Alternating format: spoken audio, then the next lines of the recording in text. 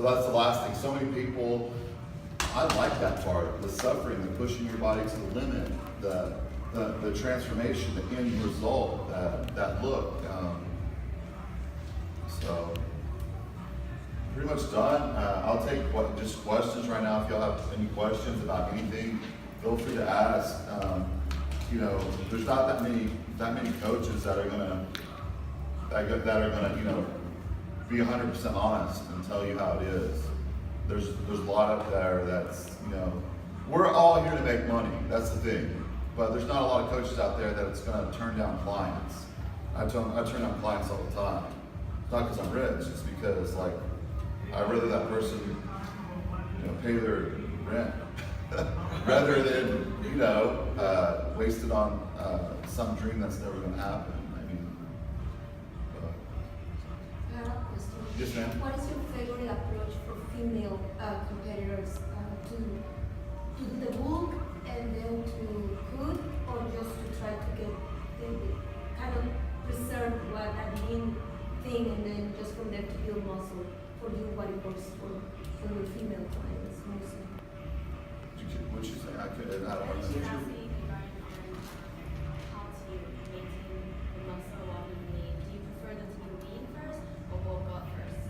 It just depends. I mean, if you're skinny and as a female and you're trying to do a figure show, you can't just start a prep and expect to, you know, add muscle.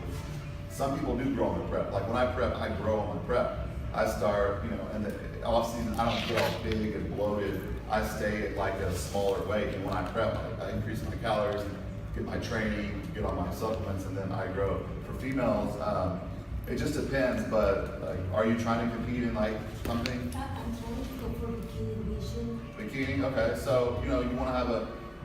If you don't have a butt at all, and I'm talking about a butt. Some people have fat butts, and so like. You gotta have muscle there, because when you diet down and get rid of the fat, then you just have like a pancake ass, and you're gonna get it looks horrible on stage. So take that extra time, whether it be a year or 6 months, and build up your weak body parts. You know, there's no people want to rush it so much. They just want something instant. You have to take time. You know, it takes time to build up. I mean, some girls are naturally blessed just with a nice butt, and some really have to work for it. So I would suggest, I don't know what you look like, whatever, but you know, I would suggest, you know, building it up. And the thing with muscle is, let's say you gain 5 pounds of good muscle on your butt, your legs, or whatever, and if you build that and then go straight into dieting, you're probably going to lose, you know, probably half that. So the longer you you take an off season, you gain, let's say, muscle for men or women. The longer you hold on to that muscle, the better you're going to keep it when you do diet down. Yeah. So I would just work on, you know. The butt. Yeah, your butt. Just kill it, and then when you get there, whoever's coaching you or whatever, you know, they should, you know, that's what people hire coaches for, to tell you, hey, this is the time, it's time to prep. You know, or you know, the problem is just picking the good one. You know. What you want to look for in a prep coach is someone with experience, someone that's done it themselves and has been through the process, because they can't understand the suffering and the discipline if they haven't done it themselves. I know people that prep people that's never even competed. I don't get that. Like, why would you hire someone like that? But there's also people that are great competitors, which are horrible prep coaches. Like Ronnie Coleman will tell you himself, like, I don't know what I was doing. I just listened to Chad Nichols.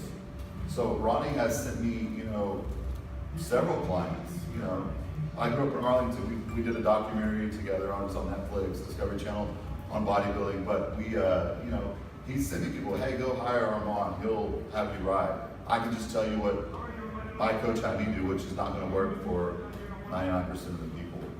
So when you're looking for a coach,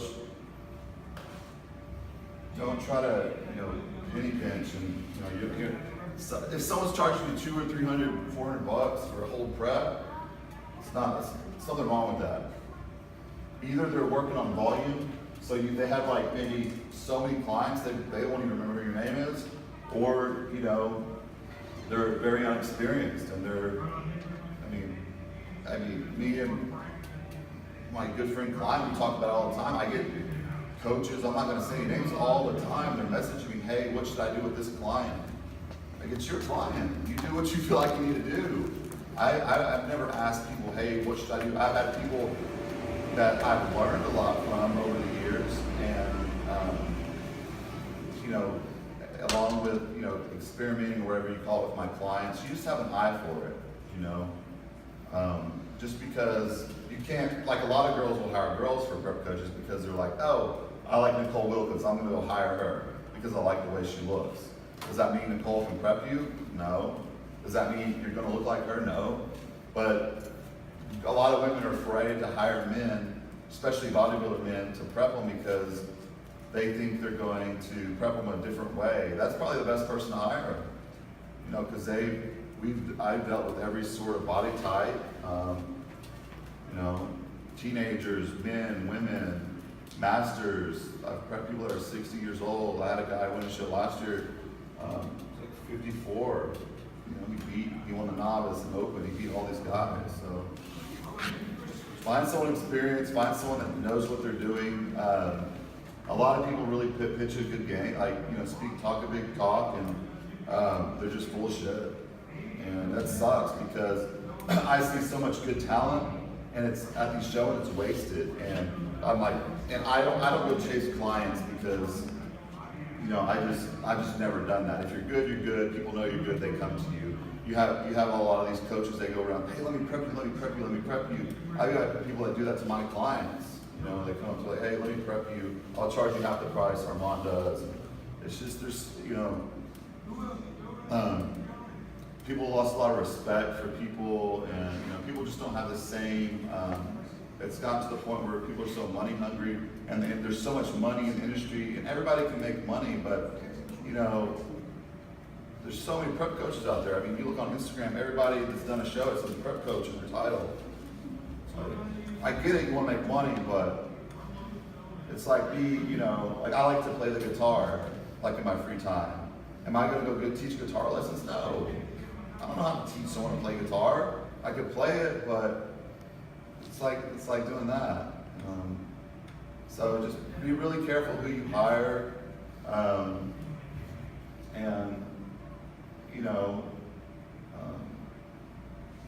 I'll tell you my prices right now. I have two different programs. I have a beginner program for contest prep. It's $800, and then I have a lead program. It's $1,500. And some people were like, "Oh, that's a lot. It's expensive." It's not. What you're going to do? You're going to go hire a coach. Maybe it costs a couple $100. Hire another one, and then I get people come to me. Okay, I hired all 4 coaches. And I was like, I told you. Just, you know, you got to trust the person. You got to click with the person. You don't have to be my friend. Like, a lot of my clients hate me because I'm so hard on them. But I have their best interest, and I want them to do well. Like I've had when I was younger, I had Hani Rambod prep me. I've had David Palumbo prep me, and me and Hani weren't friends, you know. But he was a good coach, and you know, people want to say I'm expensive, and I tell them when I pay for Hani, they're like, it's like 10 times the amount I charge.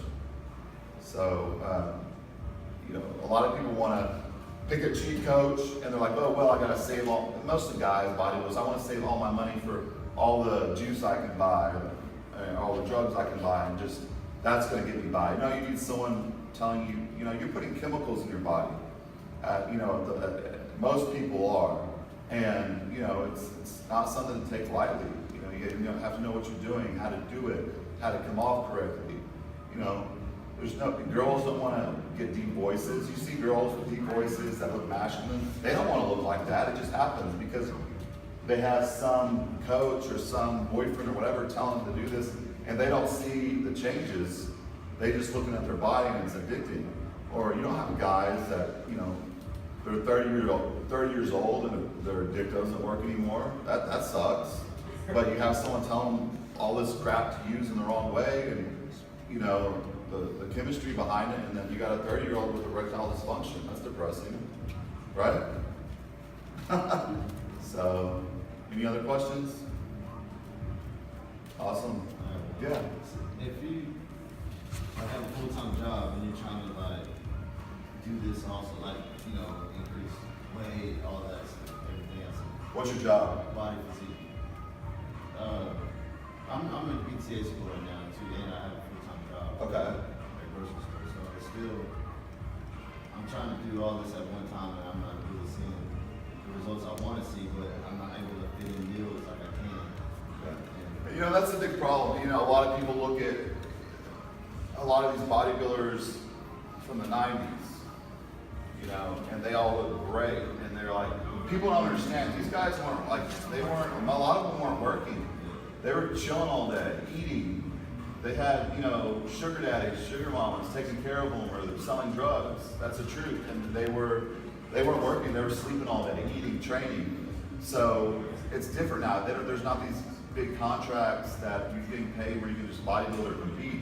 That's not real life. So when I got started, when I was 18, I was working 3 jobs, you know, and competing. If your body gets used to it, you know, you'll make gains, but you know, of course you're going to grow faster if you're sleeping 10 hours a day, you know, instead of 3 hours. But you know, you got to pay your bills and live. And what's more important, having a home and cars, or getting on a stage and winning a plastic trophy?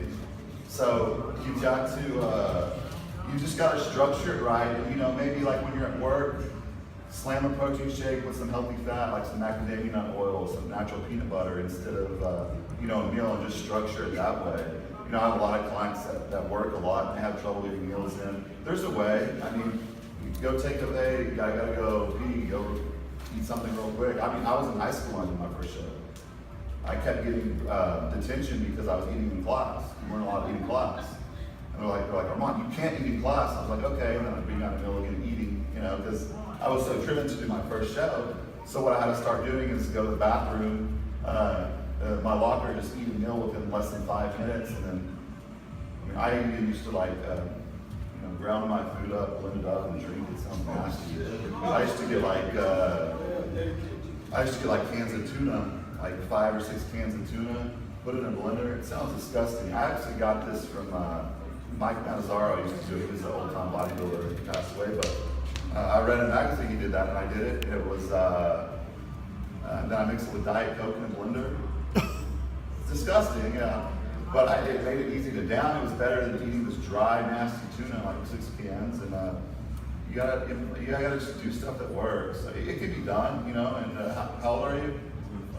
26. So you know, you get through it, you graduate. You know, you can do it. People like, I can't do it, and I tell people that, you know, you have kids.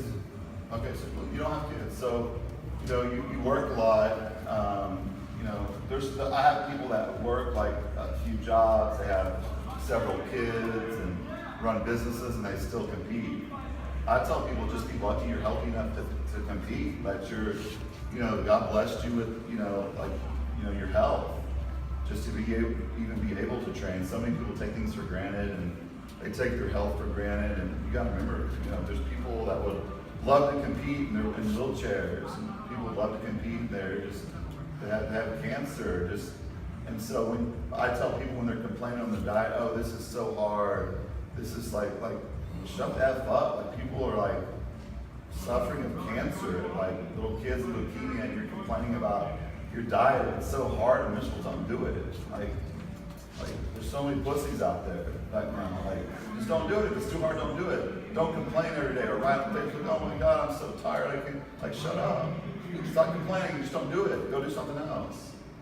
So, but just for you though, just do protein shakes and you know, structure your meals around that. You might have to stay up a little later to get some meals in, but it can be done. It can be done. I did it. It sucked. I did it when I was in high school, and then I'd get off school and work 2 jobs right afterwards. And so, but What kind of meats do you eat, like proteins? Chicken? me personally, Yeah. I love red meat. Steak? Yeah, so I hate chicken, and the only time I eat chicken is like I go out to eat, or fish. I hate fish. It's probably from I've been competing so long. I mean, I used to eat 4 or 5 pounds of fish a day. You know, for competitions. You just get tired of food after all the years. Most of these bodybuilders, it's not that they don't you know, just it's not hard to eat clean, it's just the amounts you have to eat.